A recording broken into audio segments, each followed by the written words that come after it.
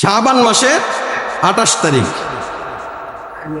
কালকে 29 তারিখ, কালকে তারাবি হতে পারে।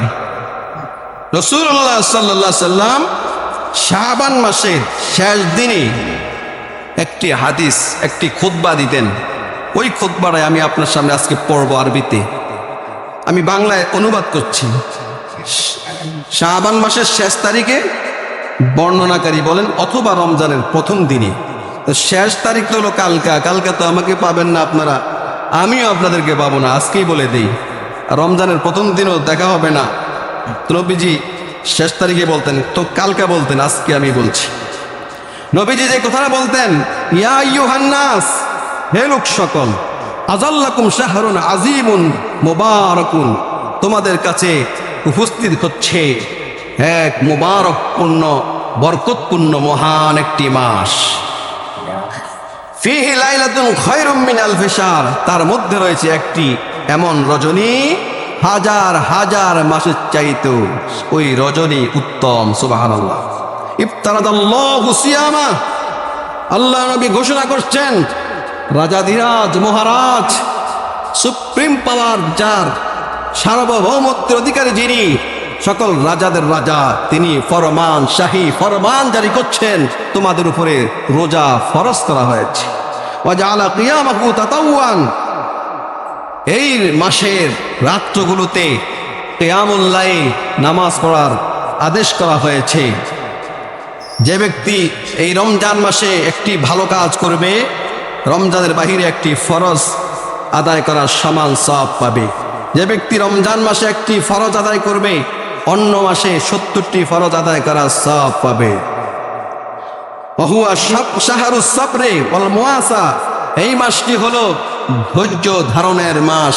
ধৈর্য ধারণ, নিজের মধ্যে ধৈর্যের যোগ্যতা অর্জন করার প্রশিক্ষণের মাস। ওয়াল মুআসাত, সারা জীবন ভ্রাতৃত্ব বন্ধন সৃষ্টি করার প্রশিক্ষণ দেওয়ার মাস।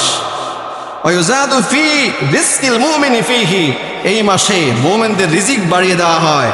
ওমান ফাত্তারা সায়মান, যে ব্যক্তি কোনো রোজাদারকে ইফতার করালো, কানা লাহু কাইদকি রাকাবা, তার গর্দান যদি জাহান্নামের শিকল দিয়া বান্ধা থাকে, কাউকে ইফতার করালে আল্লাহ তাআলা তাকে মুক্ত করে দিবেন। সুবহানাল্লাহ। ওয়া মাগফিরাতিন লিযুনুবি, তার গুনাহ ক্ষমা করে দিবেন। ও দুখুলিল জান্নাহ, তাকে জান্নাত দান করবেন। ও সাকাহুল্লাহু তাআলা মিন হাউজি শারবাতান লা ইয়াজমাউ ফি দুনিয়া ওয়ালা ফিল আখিরাহ, যে ব্যক্তি কোনো বান্দাকে ইফতার করালো, আমি রাসূল তাকে কিয়ামতের ময়দানে আমার হাউজে কাউসার থেকে শরবত পান করায় দিব, হাসরের ময়দানে সে পিপাসিত আর থাকবে না। ওমান খাফফাফা আন মামলুকিহি, যে ব্যক্তি তার কর্মচারীর, অধীনস্থ দাসদাসী কর্মচারী, কামলা আমলা, তাদের দায়িত্ব কমিয়ে দিবে, আল্লাহ তাআলা তাকে জাহান্নাম থেকে মুক্তি দান করবেন। এটি এমন একটি মাস, প্রথম অংশ রহমত, রহমতের অজর ধারায় রহমতের বাড়ি দ্বারা বর্ষণ হতে থাকে। ওয়া আওসাতুহু মাগফিরা, তার মধ্যম অংশ ব্যাপক হারে ক্ষমা করতে করা হয়। ওয়া আখিরুহু ইতকুম মিনান নার, আর রাত এই মাসের শেষ অংশে বিপুল পরিমাণ জাহান্নামীকে মুক্তি দেওয়া হয়। কোনো ব্যক্তি জিজ্ঞাসা করল, ইয়া রাসূলুল্লাহ, আমি তো এমন গরিব, কাউকে আমি ইফতার করাইতে পারবো না। নবীজি বলেন, তুমি যদি ইফতার করাও একটি খেজুর দিয়ে অথবা এক ডোগ দুধ দিয়ে, তাহলে তুমি এই সওয়াব পাইবা। তুমি যদি কাউকে পেট ভরে খাবার দাও, তাহলে আল্লাহ তাআলা তোমাকে সমস্ত গুনাহ মাফ করে দিবেন। হাউজে কাউসারে পানি তোমার জন্য প্রস্তুত থাকবে। আর 4টা কাজ তোমরা রমজান মাসে বেশি বেশি করবে। 1 নম্বর কাজ হলো আশহাদু আল্লা ইলাহা ইল্লাল্লাহ ওয়া আশহাদু আন্না মুহাম্মাদান আবদুহু ওয়া রাসূলুহু, বেশি বেশি পড়বে। আর বেশি বেশি আস্তাগফিরুল্লাহ আস্তাগফিরুল্লাহ পড়বে। আর 3 নম্বর হলো বেশি বেশি দুরূদ শরীফ পাঠ করবে, সাল্লাল্লাহু আলাইহি সাল্লাম সাল্লাল্লাহু আলাইহি সাল্লাম।